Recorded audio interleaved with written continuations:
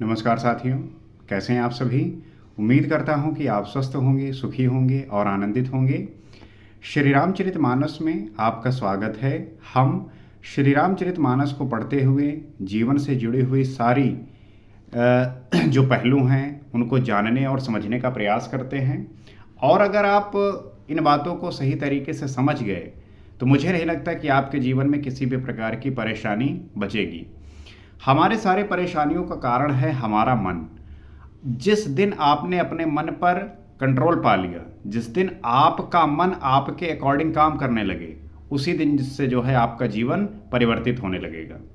और जब तक ये मन आपको अपने हिसाब से चलाएगा, तब तक जो है आपके जीवन में कभी भी परिवर्तन नहीं होगा। आप सोचते बहुत हैं। प्रॉब्लम यही है कि आप सोचते बहुत हैं, लेकिन उसको एग्जीक्यूट करने के लिए, उसको इम्प्लीमेंट करने के लिए जो शक्ति चाहिए, जो ऊर्जा चाहिए, उसके लिए जो है आप काम नहीं करते। जैसे कि आपने सोचा कि मैं जो है सुबह उठकर 5 बजे रनिंग पे जाऊंगा या ध्यान करूंगा या पढ़ाई करूंगा। अब सुबह हुई, अलार्म बजा, आप उठे और उसके बाद ये मन आपसे कहता है कि 5 मिनट और सो लेते हैं, थोड़ी देर और सो लेते हैं, थोड़ी देर में जो है उठ जाएंगे। लेकिन फिर ये करता क्या है कि आपका वो 5 मिनट जो है 2 या 3 या 4 घंटे में परिवर्तित कर देता है। कहाँ आपको 5 बजे उठना था, आप जो है उठते हैं 8 बजे, 9 बजे। तो इस तरीके से जब तक चलता रहेगा आपके जीवन में कोई भी परिवर्तन नहीं होगा। तो अगर आप अपने जीवन में परिवर्तित होना चाहते हैं, अगर आप अपने आप को बदलना चाहते हैं, तो सबसे पहले जो है आपका मन आपके काबू में होना चाहिए। आप जैसा चाहें वैसा जो है इससे काम करवाए। अगर 5 बजे सुबह उठना है तो उठना है, एक्सरसाइज करनी है तो करनी है, पढ़ाई करनी है तो करनी है, योग करना है तो करना है, ध्यान करना है तो करना है। कहने का मतलब क्या है कि ये आपका मन ही जो है आपको परेशान करता है। तो जिस दिन आप ये काबू में आ गया, उसी दिन जो है सब कुछ बदल जाएगा। उसी दिन जो है आपका जीवन परिवर्तित होना शुरू हो जाएगा। तो पिछले एपिसोड में हमने ये देखा कि किस प्रकार से वाल्मीकि जी श्री रामचंद्र जी की प्रशंसा कर रहे हैं, कि किस प्रकार से आपके स्वरूप, आपकी वाणी, आपकी बुद्धि, आपका सब कुछ अपार है, अकथनीय है, और निरंतर जो है वेद नेत नेत कहकर वर्णन करते हैं। अब आगे की कथा को गोस्वामी तुलसीदास जी किस प्रकार से लिख रहे हैं, आइए देखते हैं और समझने का प्रयास करते हैं।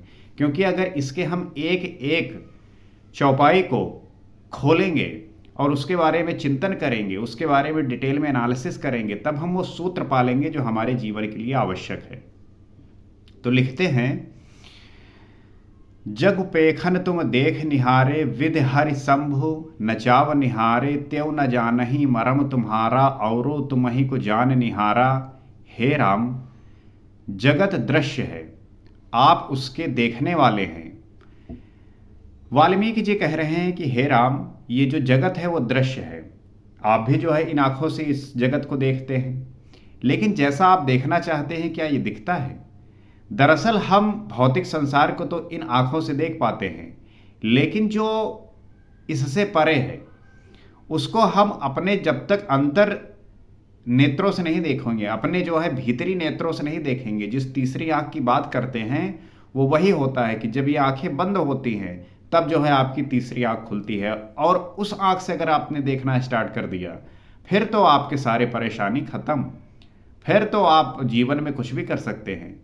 This is the only way that you can find what you are and what you want to know and what you want to do. This is the only way कि जिस दिन आप इन दोनों आंखों को बंद किए और आपकी अंतर्दृष्टि जागृत हुई, योर इनर साइट आपकी जागृत हुई, उसी दिन से जो है चेंजेस होने स्टार्ट हो जाएंगे। तो आप उसके देखने वाले हैं। ये जो भी जगत है सबको आप देखने वाले हैं। आप ब्रह्मा, विष्णु और शंकर को भी नचाने वाले हैं, अर्थात आपके द्वारा ही सबकी उत्पत्ति हुई है। जब वो भी आपके मर्म को नहीं जानते, तब और कौन आपको जानने वाला है? वाल्मीकि जी कह रहे हैं कि आपके मर्म को वो भी नहीं जानने वाले, तो आपको जो है कौन जानने वाला है? Who is the person that कि आपको जानने वाला हो, ऐसा कौन है? वाल्मीकि जो है इस बात को कह रहे हैं। सोई जाने चहि देहु जनाई, जानत तुम ही तुमह होई जाई, तुम्हारे ही कृपा तुम ही रघुनंदन, जान ही भगत भगत उर चंदन। वही आपको जानता है जिसे आप जना देते हैं। वाल्मीकि जी कह रहे हैं कि आपको वही जान पाता है जिसको जना देते हैं। कहने का क्या तात्पर्य है कि जो साधक, जो ज्ञानी, जो तत्वदर्शी अपने आप को आप में जो है पूरी तरीके से समर्पित कर देता है, आपको जानने के लिए सब कुछ त्यागने को तैयार है, वो पर्सन, वो व्यक्ति ही जो है आपको जान पाता है। और तब जानता है जब आपकी उस पर कृपा होती है। आप जिसको जनाना चाहते हैं और जानते ही वो आपका ही स्वरूप बन जाता है। जैसे ही वो आप जानता है वैसे ही आपका स्वरूप बन जाता है। कहने का मतलब क्या है कि जिसने ईश्वर को जाना, समझ लो कि वो वही हो गया, वही परमात्मा स्वरूप हो गया। इसीलिए हमारे देश में ऐसे महान संत हुए हैं जिनकी पूजा हम करते हैं, क्योंकि वो वही हो गए। जैसे महात्मा बुद्ध, महावीर, इन्होंने क्या किया कि उनको जाना और जानने के बाद वो भी जो है वही हो गए। अब यहाँ देखो बड़ी अच्छी बात लिखी है कि स्वय जाने जेहि देहु जनाई, वही जो आपको जानते हैं जिसे आप जना देते हैं, और जानत तुम ही होई जाई, मतलब कि और जानते ही वो आपका ही स्वरूप बन जाता है। यहाँ पे जानने की बात कही है, मानने की नहीं। अक्सर जो है आप मूर्ति बना के श्री रामचंद्र जी की, विष्णु जी की पूजा करते हैं, आप जो है फोटो लगा के पूजा करते हैं, मानते हैं कि हाँ भगवान इस प्रकार से श्री रामचंद्र जी थे। लेकिन तुलसीदास जी स्वयं लिख रहे हैं कि सोई जाने जेहि देहु जनाई, वही जान पाते हैं जिसको आप जना देते हैं, और जानत तुम ही हो जाई, और जो आपको जान लेता है फिर वही तुम हो जाते हो, मतलब वही वही हो जाता है। तो यहाँ जानने की जो है बात कही गई है, मानने की नहीं। मानने में जो है आप होते क्या है कि आश्वस्त हो जाते हैं। जैसे होता क्या है कि अब जैसे वाटर है, पानी है, तो आप मानते हैं कि पानी पीने से प्यास बुझती है। लेकिन अगर आप पानी को जानने पे उतारू हो गए कि पानी में जो है हाइड्रोजन के दो होते हैं, हाइड्रोजन के दो जो है हैं, ऑक्सीजन का एक जो है, तो हाइड्रोजन के दो और ऑक्सीजन का एक मिलके जो है हाइड्रोजन वाटर बनता है। मतलब वो जाना कि वाटर दरअसल बनता क्या है। मान लीजिए कि वाटर है ही नहीं और उसके पास जो है हाइड्रोजन और ऑक्सीजन जो है मिल गया, तो वो जो है उसको मिला के वो वाटर बना सकता है। बस उसे जो है अनुपात पता हो, रेशियो पता हो, इसको जानना कहते हैं। और जिसने मान लिया कि हाँ पानी पीने से प्यास बुझती है और पानी खत्म, तो वो भी मर जाएगा। तो जानने का विषय ज्यादा महत्वपूर्ण है।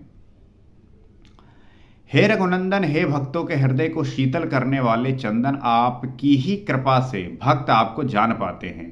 यहां वाल्मीकि जी कह रहे हैं कि भक्तों के हृदय को शीतल करने वाले, अर्थात जिस दिन वो साधक आपको जान लेता है उसका जो हृदय है वो शीतल हो जाता है। आपके भीतर कितना संताप भरा हुआ है, ईर्ष्या भरी हुई है, जलन भरा हुआ है, अहंकार भरा हुआ है, निंद्रा भरा हुआ है, काम, क्रोध, लोभ, ये सब जो है भरे हुए हैं। और जिस दिन आपको जान पाता है वो साधक, उस दिन जो है वो शीतल हो जाता है, ठंडा हो जाता है, कुछ बचता ही नहीं, हल्का हो जाता है। तो ये होता है आपको जानने के बाद, और आपकी ही कृपा से भक्त आपको जान पाता है। जिस दिन आपकी कृपा होती है, आप ये चाहते हैं, उसी दिन ये घटित होता है। आपने देखा होगा महात्मा बुद्ध ने बड़ा प्रयास किया, लेकिन जिस दिन घटित हुआ तो घटित हो गया। लेकिन एक जो प्रोसेस है, जो एक रास्ता है, उससे होकर जो है सभी को गुजरना होगा, तभी जो है वो एक स्थिति बनेगी। ऐसे नहीं कि आप जो है आपको एक ही दिन में सब कुछ प्राप्त हो गया। This is not going to happen. So you will have to be work hard, really really work hard. चिदानंदमय देह तुम्हारी, विगत विकार जान अधिकारी, नर तनु धरहु संत सुर काजा, कहु करहु जस प्राकृत राजा। आपकी देह चिदानंदमय है, ये प्रकृतिजन्य पंच महाभूतों की बनी हुई आपकी देह चिदानंदमय है। ये प्रकृतिजन्य जो पंच महाभूतों की बनी हुई है, हम लोगों का शरीर इसी से तो मिलकर बना हुआ है। कर्म बंधन युक्त है, त्रिदेह विशिष्ट माइक नहीं है। कहने का मतलब क्या है कि ये जो आपकी देह चिदानंदमय है, ये प्रकृतिजन्य पंच महाभूतों की जो बनी हुई है, ये कर्म बंधन युक्त और त्रिदेह विशिष्ट माइक नहीं है। हम इसी में जी रहे हैं, हम कर्म बंधन से जो है युक्त हैं और त्रिदेह विशिष्ट माइक में शरीर चली जा रही है। रामचंद्र जी का ऐसा नहीं है। और उत्पत्ति, नाश, वृद्धि, क्षय आदि सब विकारों से रहित है। हमारे शरीर का क्या होता है? जन्म भी होता है, मृत्यु भी होती है, वृद्धि भी होता है, क्षय भी होता है, लेकिन आप इन सब विकारों से जो है रहित हैं। इस रहस्य को अधिकारी पुरुष ही जानते हैं। इस रहस्य को कोई अधिकारी पुरुष ही जान पाता है, मतलब जो उस चीज को प्राप्त कर पाया है। अन्यथा कहाँ कोई लोग जान पाते हैं। वो तो बस जो है भ्रम में जीते रहते हैं। उन्हें लगता है कि ये शरीर मिली है तो भोग करते हैं, और भोग करने के लिए ही जो है ये शरीर मिली है। तो ऐसे माया में लिप्त हुए व्यक्ति को कहाँ जो है आनंद प्राप्त होने वाला है। आपने देवता और संतों के कार्य के लिए दिव्य नर शरीर धारण किया है। देवताओं के लिए और संतों के लिए आपने जो है ये दिव्य नर शरीर धारण किया है। आप उनका जो है अवतार देखिए कि वो लोगों की भलाई के लिए अपने दिव्य स्वरूप को छोड़कर एक आम मनुष्य के शरीर में जो है जन्म लिया है।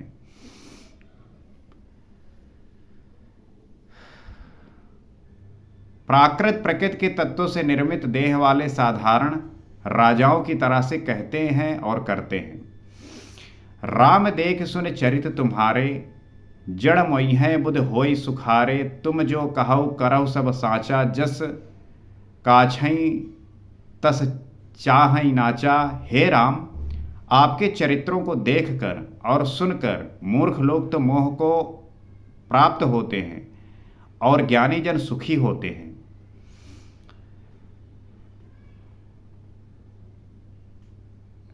वाल्मीकि जी कह रहे हैं कि हे राम, आपके चरित्रों को देखकर और सुनकर मूर्ख लोग तो मोह को प्राप्त होते हैं और ज्ञानी जन सुखी होते हैं। यही फर्क है एक मूर्ख में और ज्ञानी जन में, कि आपके जो चरित्र को जब ज्ञानी जन जानते हैं तो उन्हें लगता है कि प्रभु किस तरीके से लीला कर रहे हैं, और मूर्ख लोग जो हैं वो मोह को प्राप्त होते हैं। तो मोह में और सुखी होने में अलग अलग फर्क है। आप जो कुछ कहते करते वो सब सत्य उचित ही है, क्योंकि जैसा स्वांग भरे वैसा ही नाचना भी तो चाहिए।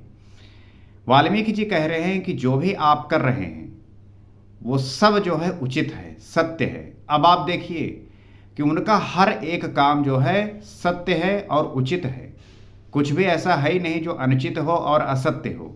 यहाँ लोगों का पूरा जीवन जो है असत्य पे आधारित होता है, झूठ पे आधारित होता है, अनुचित होता है। कोई भी कार्य करेंगे कुछ भी उचित नहीं होता, और वो चाहते हैं कि राम जैसा उन्हें सम्मान मिले, राम जैसे जो है वो राजा बने। नहीं होगा ऐसा, क्योंकि जैसा स्वांग भरे वैसा ही नाचना भी तो चाहिए। इस समय आप मनुष्य रूप में हैं, अतः मनुष्य उचित व्यवहार करना ठीक ही है। क्योंकि इस समय मनुष्य रूप में है तो मनुष्य के जैसा जो व्यवहार है, जो मनुष्य उचित व्यवहार है, वही करना ठीक है।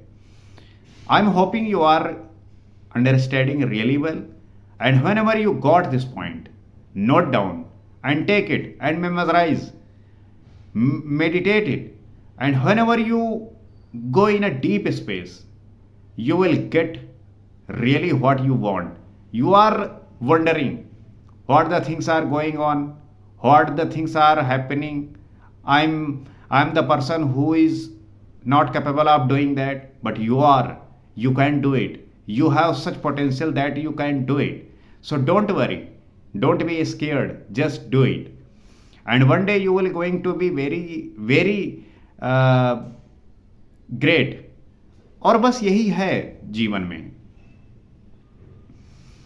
पूछो मोह की रहो कहे, मैं पूछत सकुचाओ।